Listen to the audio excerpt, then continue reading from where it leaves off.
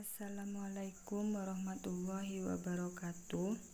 Kami dari kelompok 8 akan menjelaskan tentang pendekatan humanistik. Perkenalkan, nama saya Putri Sofiati, NIM 106, dan teman saya Ferawati, NIM 104, Ira Safitri, NIM 107, dan Roisatul Jannah, NIM 117. Di sini saya akan menjelaskan tentang pengertian dari humanistik atau humanisme. Humanisme menegaskan adanya keseluruhan kapasitas martabat dan nilai kemanusiaan untuk menyatakan diri. Maksudnya di sini, saat manusia bisa menyatakan tentang dirinya, orang tersebut akan mendapatkan kapasitas martabat dan nilai pada dirinya. Humanisme menentang pesimisme dan keputusan pandangan psikoanalitik dan konsep kehidupan pandangan behavior. Humanisme yakin bahwa manusia memiliki di dalam dirinya potensi untuk berkembang, sehat, dan kreatif. Dan jika orang mau menerima tanggung jawab untuk hidupnya sendiri, dia akan menyadari potensinya, mengatasi pengaruh kuat dari pendidikan orang tua, sekolah, dan tekanan sosial lainnya. Jadi maksudnya di sini, dalam pendekatan humanistik ini, seseorang memiliki potensi yang berkembang dan kreatif. Individu dapat menerima apa yang ada pada dalam dirinya dan dapat mengatasi pengaruh lingkungan yang di sekelilingnya. Selanjutnya ada data klien. Jadi di sini kelompok kami mengambil nama samaran yang bernama Bunga. Alamat dia di Bangkalan, jenjang pendidikannya di SMA Negeri 1 Bangkalan, dan Bunga ini anak kedua dari 2 bersaudara. Tujuan Bunga ini berkonseling untuk memecahkan masalah keluhannya. Bunga memiliki masalah dengan masa lalunya. Masa lalunya pergi dengan wanita lain, tapi meskipun masa lalunya memiliki wanita lain, mereka berdua tetap jalan bersama dan antar keluarga tetap masih menjalin komunikasi. Teori pertama yang kelompok kami ambil pada pendekatan humanistik ini adalah teori motivasi. Yang pertama, di mana itu ada hubungan antar kebutuhan. Jenjang motivasi bersifat mengikat. Maksudnya, kebutuhan pada tingkat yang lebih rendah harus relatif terpuaskan sebelum orang menyadari atau dimotivasi oleh kebutuhan yang jenjangnya lebih tinggi. Jadi, kebutuhan fisiologis harus terpuaskan lebih dahulu sebelum muncul kebutuhan rasa aman. Jadi, saat seseorang memiliki kebutuhan fisiologis rendah, orang itu harus memuaskan apa yang diinginkan. Dalam teori motivasi ini ada hubungan rendah versus kebutuhan tinggi. Pada umumnya, kebutuhan yang lebih rendah mempunyai kekuatan atau kecenderungan yang lebih besar untuk diprioritaskan. Kebutuhan itu tidak muncul berurutan dari rendah ke tinggi, tetapi kebutuhan dari tinggi muncul lebih awal mendahului kebutuhan yang lebih rendah. Jadi kebutuhan tinggi biasanya itu lebih dulu muncul. Ketika kebutuhan tinggi tersebut tidak tercapai, kebutuhan rendahnya harus tercapai dan diprioritaskan. Nah, baik, di sini saya akan menjelaskan tentang kebutuhan hubungan rendah. Nah, di sini ada 4 kebutuhan. Yang pertama, kebutuhan fisiologis, kebutuhan keamanan, kebutuhan dimiliki dan cinta, dan yang terakhir ada kebutuhan harga diri. Nah, yang pertama ada kebutuhan fisiologis. Kebutuhan fisiologis umumnya kebutuhan fisiologis bersifat homeostatik atau usaha menjaga keseimbangan unsur-unsur fisik. Contohnya seperti makan, minum, gula, garam, protein, serta kebutuhan istirahat dan seks. Nah, kebutuhan fisiologis ini itu sangat kuat. Nah, kebutuhan fisiologis ini bisa dalam keadaan absolut atau kelaparan dan kehausan. Nah, di sini kebutuhan fisiologis itu harus dipuaskan oleh pemuas yang seharusnya. Nah, sebagai contoh, ada orang yang kehausan harus minum dan atau dia akan mati. Nah, tetapi ada juga kebutuhan yang dapat dipuaskan dengan pemuas yang lain. Contohnya, ada orang minum atau merokok untuk menghilangkan rasa lapar. Bisa jadi kebutuhan fisiologis ini bisa dipakai untuk memuaskan kebutuhan jenjang yang lebih tinggi. Contohnya dalam percintaan. Nah, di sini orang yang tidak terpuaskan cintanya akan merasa kurang puas secara fisiologis. Nah, sehingga orang tersebut terus-menerus akan makan untuk memuaskannya. Nah, yang kedua ada kebutuhan keamanan atau safety. Nah, sesudah kebutuhan fisiologis terpuaskan secukupnya, muncul kebutuhan keamanan, stabilitas, proteksi, struktur hukum, keteraturan, batas, kebebasan dari rasa takut dan cemas. Kebutuhan fisiologis dan keamanan pada dasarnya adalah kebutuhan mempertahankan kehidupan. Di sini kebutuhan fisiologis adalah perjalanan hidup jangka pendek. Nah, sedangkan keamanan adalah pertahanan hidup dalam jangka panjang. Kebutuhan keamanan ini sudah muncul sejak bayi dalam bentuk menangis, berteriak, atau ketakutan. Nah, yang ketiga ada kebutuhan dimiliki dan cinta. Nah, kebutuhan dimiliki atau menjadi bagian dari kelompok sosial dan cinta menjadi tujuan yang dominan. Beloved didasarkan pada penilaian mengenai orang lain apa adanya tanpa keinginan mengubah atau memanfaatkan orang itu.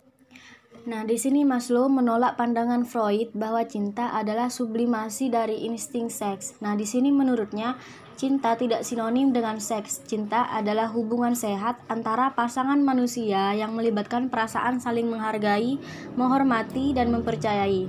Nah, di sini dicintai dan diterima adalah jalan menuju perasaan yang sehat dan berharga. Nah, sebaliknya tanpa cinta menimbulkan kesesiaan, kekosongan, dan kemarahan. Di sini menurut Maslow, kegagalan memenuhi kebutuhan yang dimiliki dan cinta menjadi sebab hampir semua bentuk psikopatologi. Nah, pengalaman kasih sayang anak-anak menjadi dasar perkembangan kepribadian yang sehat. Yang terakhir ada kebutuhan harga diri. Kepuasan kebutuhan harga diri menimbulkan perasaan dan sikap percaya diri, diri berharga, diri mampu, dan perasaan berguna dan penting di dunia.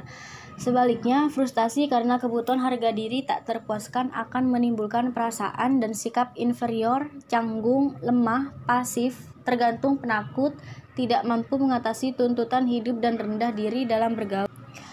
Menurut Maslow, penghargaan dari orang lain hendaknya diperoleh berdasarkan penghargaan diri kepada dirinya sendiri. Di sini, orang seharusnya memperoleh harga diri dari kemampuan dirinya sendiri, bukan dari ketenaran eksternal yang tidak dapat dikontrolnya, yang membuat tergantung kepada orang lain. Ada Carl Rogers. Kepribadian merupakan keseluruhan dari seseorang dalam bereaksi dan berinteraksi dengan individu yang lainnya. Nah, kepribadian juga dapat dideskripsikan sebagai sifat yang diperlihatkan seseorang yang dapat diukur di dalam ilmu psikologi. Nah, di sini terdapat ada beberapa teori yang membahas mengenai kepribadian-kepribadian dari berbagai asli psikolog yang ada. Nah, salah satunya yang cukup populer adalah milik Carl Rogers. Berikut adalah salah satu teori yang dikemukakan oleh Carl Rogers. Ada struktur kepribadian. Nah, di dalam struktur kepribadian ada 3 konstruk yang menjadi dasar penting dalam teorinya. Yang pertama ada organisme, medan fenomena, dan self. Nah, di sini ketiga konstruk sendiri akan dijelaskan di slide berikutnya.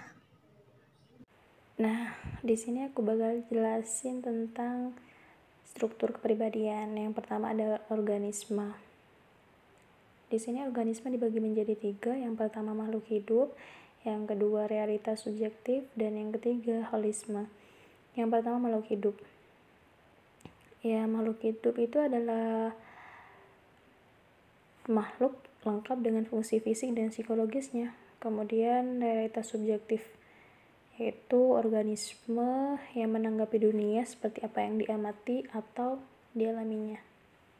Jadi kayak real gitu, nyata. Kemudian ada holisme. Holisme ini adalah suatu kesatuan sistem, sehingga perubahan satu bagian akan mempengaruhi bagian lain. Setiap perubahan memiliki makna pribadi dan bertujuan, yakni tujuan mengaktualisasi, mempertahankan, dan mengembangkan diri. Kemudian yang kedua ada medan fenomena. Medan fenomena ini adalah seluruh pengalaman pribadi seseorang sepanjang hidupnya di dunia, sebagaimana persepsi subjektifnya. Jadi kayak meliputi pengalaman internal atau persepsi mengenai diri sendiri, dan pengalaman eksternal yakni persepsi mengenai dunia luar. Kemudian yang ketiga ada self. Konsep pokok dari teori kepribadian Carl Rogers adalah self, sehingga dapat dikatakan self merupakan satu-satunya struktur kepribadian yang sebenarnya. Berikut adalah bagian dari self. Nah, ini adalah bagian dari self. Yang pertama terbentuk dari diferensiasi medan fenomena. Jadi bisa dikatakan perbedaan seberapa besar fenomena berpengaruh pada self seseorang. Kemudian yang kedua, terbentuk dari pengalaman yang diperoleh dari orang tua atau orang lain dalam lingkungannya tersebut. Yang ketiga, bersifat integral dan konsisten, berarti tetap tidak berubah-ubah. Yang keempat, pengalaman yang tidak sesuai dengan struktur self seseorang dianggap sebagai ancaman,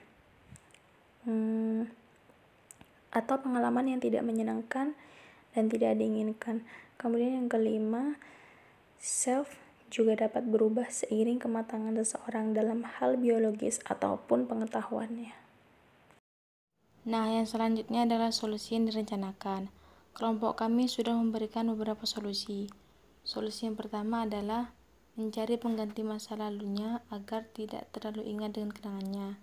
Solusi yang kedua, mencari masa lalunya agar tidak terlalu ingat dengan laki-laki tersebut. Jadi di sini saudari Bunga disarankan untuk mencari pengganti agar tidak terus-menerus mengingat laki-laki tersebut dan kenangan mereka.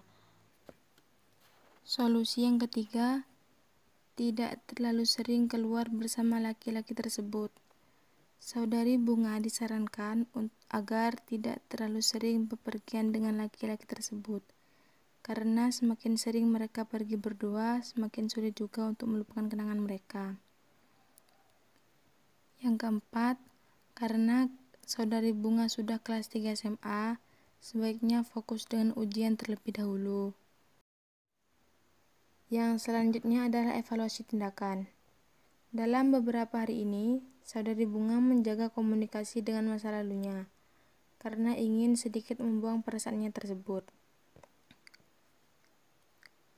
agar dia tidak terlalu cemburu saat melihat masa lalunya bersama pacar barunya. Saudari Bunga juga menjaga komunikasi dengan orang tua dan keluarga laki-laki tersebut. Bagi saudari Bunga, masa lalunya ini adalah yang terakhir buat dia, tapi harus putus di tengah jalan. Jadi saudari Bunga di sini memilih solusi A dan C, karena saudari Bunga tidak bisa mencari pengganti masa lalunya, karena dia masih memiliki perasaan. Sekian presentasi dari kelompok kami, kurang lebihnya kami mohon maaf. Wassalamualaikum warahmatullahi wabarakatuh.